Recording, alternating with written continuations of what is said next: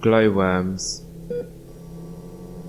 The fluorescent light above my head buzzed aggressively like a hornet, so much so that I was half convinced it was going to explode.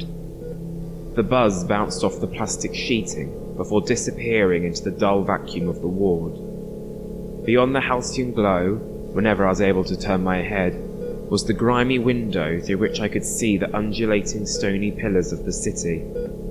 It was still daylight, but the sun could hardly be seen. It dribbled pitifully through the windows of the high-rise opposite, like water escaping through a net. It was 6 o'clock, just turned. The buildings were empty, and the morphine in my pouch was releasing its last dregs.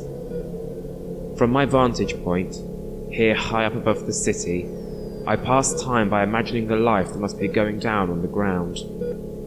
I only caught glimpses of other life when the sun went down, and the miners and sifters filed lazily back up into their concrete rooms in their concrete towers. I would watch them moving up the stairs, gnarled, broken bodies dragging pickaxes, glowing a faint but nauseous green as the phosphorus dust on their clothes refracted through the stairwell windows. When the miners were down in the caves, or when the last of them had gone to bed, I was alone again. Sometimes I'd hear the grind of a pneumatic drill ricocheting off the tower blocks, disappearing far off into the city.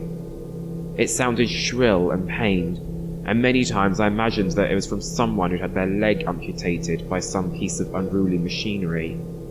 But it was mostly silent during the day. For 2 weeks I'd been kept entertained by the tenants in one of the rooms directly opposite, a miner and his wife, and their daughter.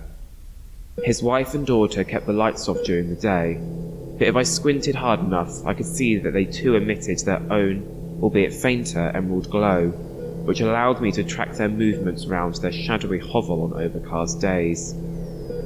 Very few of the miners had families at all. The phosphorus left many of the men impotent, and recruitment started at 12, so his bizarre little domestic unit became something of an obsession to me. I'd watch each night as the father returned from work, and only then would the apartment lights be switched on. It occurred to me that his family must have lived their whole lives in the dark, with only their own queasy glow to light their twilight existence. Whenever the father returned, he would say something to his daughter and send her away. Then he'd eat opposite his wife, who did not, and once their lights were switched off, I would watch the two shapeless emerald forms twist and contort in a far corner of the darkness, like two worms wriggling in mud. Last night he returned, but the light never came on. Just 3 glowing figures, drifting through the twilight world of the little home. The IV bag gave a pitiful gurgle as the last of the morphine dripped away. Immediately, as if on cue, the sores on my body began to throb. I picked this affliction up since being in the hospital. Bedbugs, ravenous and fat enough to be felt wriggling in my armpits and groin, had burrowed deep into the mattress underneath me and had coated my lower back in a fecal carapace that burned like sulphur. Each night they emerged and crawled into the growth of hair at the base of my cock to drain my blood, until they became so fat that I could hear them dropping drunkenly onto the mattress. I had dared not complain, the nurses gave me no sympathy. But each night the little parasites feasted, and now my crotch was harsh and textured and dry like the surface of Mars. A few brave souls had ventured deeper and further to find the valley of my perineum and started feasting there. I felt as if I was developing a baby's nappy made of my own angrily irritated flesh. The morphine had been given to me as a sweetener, told in uninfused tones that another mattress was unavailable, so my choice was either to sleep on the concrete floor or learn to live with the infestation. This early in the evening, the bugs were sleeping soundly deep inside the woolen cave of the mattress, but the fresh bites from the night before sizzled with white heat, whilst the older ones hummed with a low-toned ache. I tried to reach for the buzzer to request more morphine, but my enfeebled arm couldn't reach, so I just laid there, my lower body pulsing with heat, and waited for the miners to come home. I don't know how long I'd been laying there when I heard a door at the far end of the ward slide open. The sound bounced off the concrete walls and expanded through the empty space, the force of which seemed to gently disturb the thin sheet of plastic hanging from the rail round my bed. I could hear the click of the doctor's heels on the stone floor. I tried to wriggle myself into some sort of presentable configuration, but my body wouldn't allow it. All I accomplished was fracturing the carapace of bloodied shit on my back, which made an embarrassingly audible crack. When the doctor finally drew the sheet back, I felt a warm rush of embarrassment as I imagined the flakes of reddish matter that would now be scattered around me. I had taken an instant dislike to the doctor.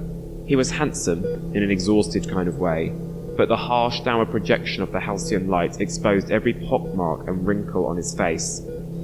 He looked like a cliff face at sunset, and just as tall and imposing. Every time he arrived, I had to crane my neck up to look at him. He conducted all of his checks at arm's length as he peered down at me like roadkill. Behind the glasses I could never really tell, but I imagined he was scanning me up and down, taking in the pallid skin, the gaunt frame swollen in certain spots. My mind shifted uneasily to the flakes of terracotta on the mattress, but it was hard to gauge whether he noticed them at all. The look of general disdain barely concealed behind his glasses was the same as ever. His lack of sympathy was different to the nurses. They treated me with a brutish offhandedness that was at least easily defined. The doctor did not venture to give so much away. I always got the impression that he would look at me the same if he came one day and found me dead. He leaned across me to grab the clipboard hanging next to my head. His armpit breezed past my face, and with it came the sweet smell of day-old sweat. He flicked through my notes mechanically before dropping the papers in the bed. No improvement, he stated. There was nothing emotional about his reaction. He might as well have been stating a fact, that the sun rose in the west or that we were on the 14th floor of the hospital. Nothing of any significance had changed since I'd arrived, though I had no real barometer of what the problem actually was, or how I was to know if I was escalating or improving. The doctor never made this clear to me, just repeated with each visit that my condition remained in a gently declining state, but there was something different in his tone this time. I knew the prognosis was particularly bad. I knew when the medical team made their last visit, my fortnightly physical examination, where half a dozen latex hands twisted my body into different approximations. One nurse, upon flipping me clean over, tutted audibly as I lay with my face smashed into the thin pillow. The doctor peered at me over the top of his glasses. His eyes were so tired, yellowed as old wallpaper and circled by purple, dehydrated skin. For a doctor, I'd never seen anyone who looked so unwell. I must stress that unless you accept the treatment the medical team has implemented for you, then your condition will continue to deteriorate. If we don't start acting soon, then the illness will penetrate too deep for us ever to ensure a full recovery. I winced. I knew exactly what the treatment would entail. The bite marks across my body sizzled at the thought. Though I did not know exactly what the illness was, I could hazard a guess at what had caused it. I inferred it from the accusing eyes of the medical examiners, who had inspected me thoroughly upon my arrival at the hospital, and in the unpleasant demeanour of the doctor who had overseen the examination. People such as me don't tend to live very long, though there are very few of us around now. I felt as if I were in a petri dish, growing a rare and aggressive strain of bacteria. The medical staff observed me with a fascinated horror, and even then I knew what the treatment would be. I remembered a story my mother used to tell me, about how animals who were caught in a hunter's trap only survived by gnawing off the limb, and pictured her face as they rolled me over for the first time. The doctor took a pair of latex gloves from his pocket. He pulled them on methodically, snapped them into place. The creak of latex against latex seemed, if only for a brief second, to twist the corner of his chapped lips into something approaching a smile. I wondered dimly whether he had ever really needed my consent to perform the procedure, or if he was simply testing me. Now it seemed to matter very little. In my current state, I could barely conjure the energy to create a pleading look on my face. With one deft hand, he peeled my thin grey blanket back, and with similar precision hoisted up my hospital gown. Exposing my naked crotch, skin that was once pale and now flashed a violent, irritated red, and my flaccid cock burrowing in a long, untamed nest of wiry hairs. When his hands first made contact with my flesh, the rubber seemed to tug on the mountain of bites, and I winced. But the more the glove worked its way round, its cold, medical precision seemed to soothe the angry flesh into an icy numbness. I didn't have the energy to strain my neck to watch the operation in progress. I just lay back, listening to the sounds of the latex squeak and the constant buzzing bassline of the fluorescent light, and watched as the pitiful sun dipped behind the concrete pillars before eventually collapsing below the horizon.